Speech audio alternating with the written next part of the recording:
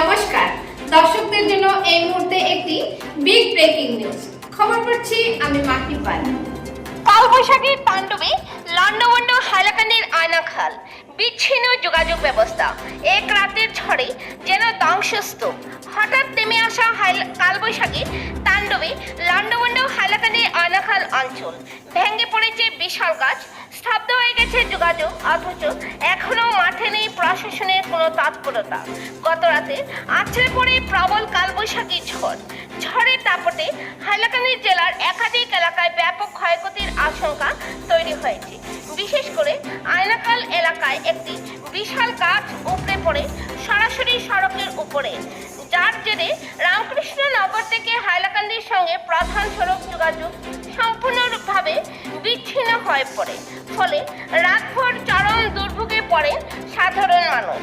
জানা গেছে, ঝড়ের তীব্রতায় বহু বাড়িঘরের টিনের চাল উড়ে গেছে, অসংখ্য গাছ উপড়ে পড়েছে এবং বিদ্যুৎ পরিষেবা মারাত্মকভাবে ক্ষতিগ্রস্ত হয়েছে।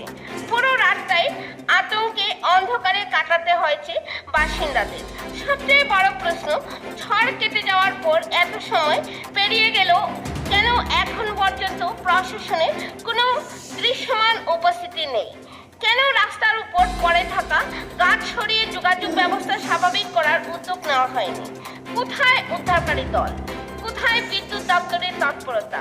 ক্ষতিগ্রস্ত মানুষের সংখ্যা অনেক বলেই অনুমান করা হচ্ছে, যদিও এখন পর্যন্ত সরকারি কোনো নির্দিষ্ট পরিসংখ্যান প্রকাশ করা হয়নি।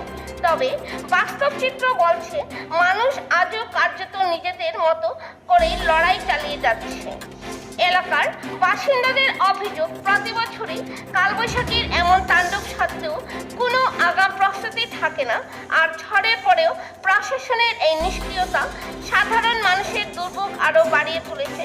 দাবি উঠেছে, অবিলম্বে প্রশাসনকে মাঠে নামতে হবে, দ্রুত রাস্তা পরিষ্কার, বিদ্যুৎ পরিষেবা স্বাভাবিক করা এবং ক্ষতিগ্রস্তদের পাশে দাঁড়াতে হবে, নচেত পরিস্থিতি আরও ভয়াবহ আকার নিতে পারে। হাইলাকান্দির প্রতিনিধি সিপ্রিয়ান ডায়েসের রিপোর্ট। পরবর্তী খবর পেতে হাইলাকান্দি দর্পণ টিভি নিউজ চ্যানেলটিকে একটি লাইক ও ফলো করে পাশে থাকুন। ধন্যবাদ। নমস্কার, আমি আয়নাখাল জিপির সহসভাপতি এবং ভারতীয় জনতা পার্টির কার্যকর্তা।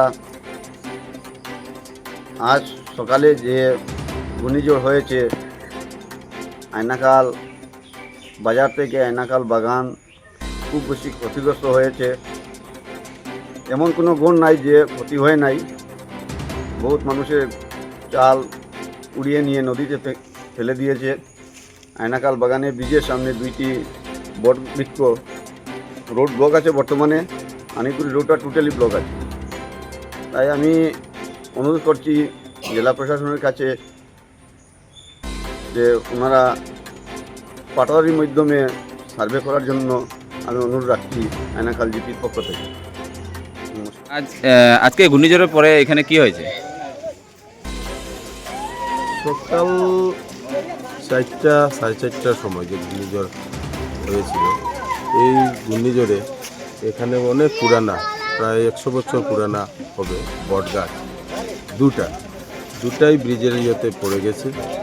তারপরে অনেক মানুষের ঘর ক্ষয়ক্ষতি হয়েছে, গাছ ডাল ভেঙে পড়েছে, টিন উঠিয়ে নিয়ে গিয়েছে। তারপর এমনকি বিল্ডিং ঘরের উপরে গাছ পড়ে বিল্ডিং পর্যন্ত ভেঙে দিয়েছে। এরকম অবস্থা, এরকম আমি আমার জীবনে প্রথম এরকম দেখেছি। আর এটা একটু টুকরা আর কি, এটা গাংপাড় বলে। এটা পশ্চিম কিতারবন পার্ট 2 জায়গাটা আয়নাখাল চা বাগানের আন্ডারে পড়েছে। এটাতে অনেক ক্ষয়ক্ষতি হয়েছে। ক্ষয়ক্ষতির পরিমাণটা সামনে ফিল্ডে অনেক জায়গাতে অনেকেই ঘর দেখলাম, প্রায় কয়েক লক্ষ টাকা মানুষের ঘরে ক্ষতি করেছে। এরপরে আয়নাখাল আজিমগঞ্জ পূর্ত সড়কও বন্ধ রয়েছে। এটাতে তো বন্ধ আছে।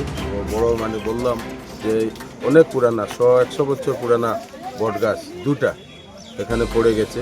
ব্রিজটার সামনেই ছিল দুটা গাছ, একটা মানে দোকান ঘর ছিল, ওর নিচে এক ঘর ছিল, ওর মানুষটা তো কোনো রকম বেঁচে গেছে, কিন্তু ওর ঘরকে একেবারে তছনছ করে দিয়েছে। আর বিশেষ করে এখন তো রাস্তাটা বন্ধ, অনেক গাড়ি ঘোড়া বন্ধ হয়ে রয়েছে। এর জন্য আমি পূর্ত বিভাগকে এবং এনডিএর টিমকে বলছি অতি সত্বর আর কি রাস্তাটা খুলে গেলে যারা আর কি অসুবিধা আর কি, অনেক রোগী সুগী আছে হসপিটালে যাবে, এদের সুবিধা হবে আর কি।